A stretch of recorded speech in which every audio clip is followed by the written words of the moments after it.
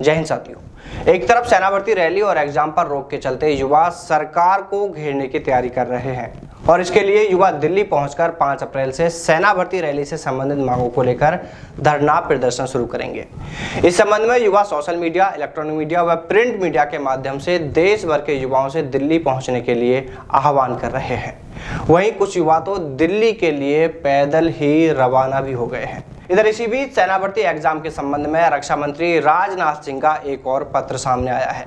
रक्षा मंत्री राजनाथ सिंह ने यह पत्र उत्तर प्रदेश के सीकरी फतेहपुर लोकसभा से सांसद राजकुमार चाहर को यह पत्र लिखा है और इस पत्र को फतेहपुर सीकरी सांसद चाहर ने भी अपने ट्विटर हैंडल से शेयर किया है, जिसमें चाहर ने अपने ट्विटर हैंडल पर इस पोस्ट को शेयर करते हुए लिखा है कि धन्यवाद माननीय रक्षा मंत्री राजनाथ सिंह जी, नौजवानों का सेना में भर्ती का सपना अब पूरा होगा।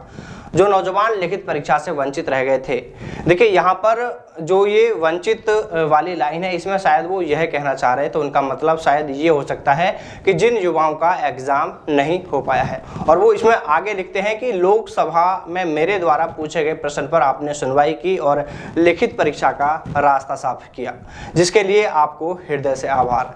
ये बात सांसद राजकुमार चाहर ने रक्षा मंत्री राजनाथ सिंह के पत्र के साथ अपने ट्विटर हैंडल से ट्वीट किया है।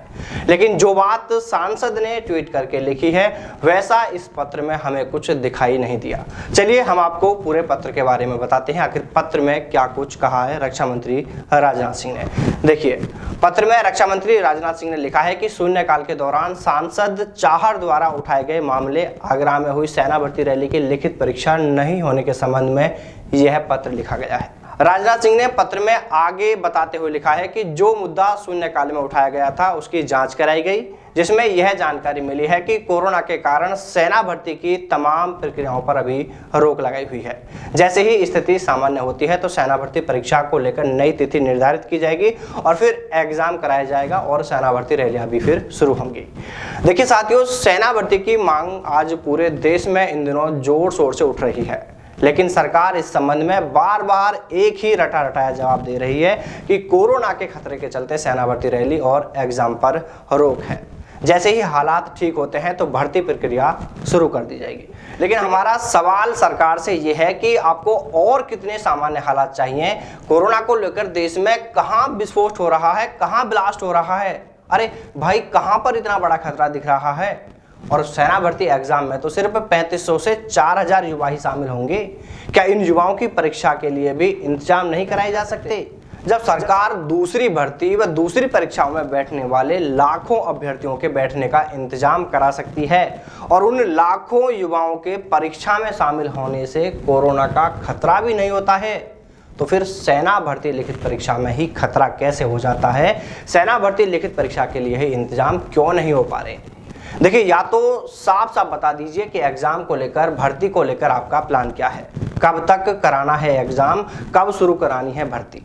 लेकिन कम से कम यूं झूठ बोलकर तो इन युवाओं को गुमराह ना करें। उन्हें सही सही जानकारी ही दे दी जाए तो वो कम से कम उसके अनुसार अपनी तैयारी करें।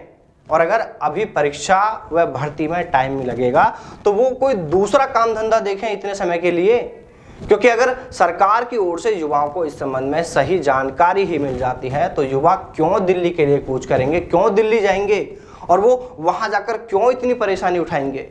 इसलिए हम सरकार से एक बार फिर निवेदन करते हैं, सरकार से हम एक बार फिर मांग करते हैं कि इन युवाओं की इन बड़ी समस्याओं पर गौर किया जाए। युवाओं की यह समस्या छोटी समस्या नहीं है। आज देश भर का युवा परेशान है, वह दिल्ली जाने के लिए मजबूर है। इसलिए सरकार जल्द से जल्द सेना भर्ती रैली शुरू कराए और जल्द से जल्द एग्जाम कराए। तो चलिए साथियों, फिर मिलते हैं सेना भर्ती से जुड़ी किसी नई अपडेट के साथ। तब तक सावधान रहें, दलालों से दूर रहें, अपना और अपनों का ख्याल रखें। जय हिंद, जय भारत, वंदे मातरम।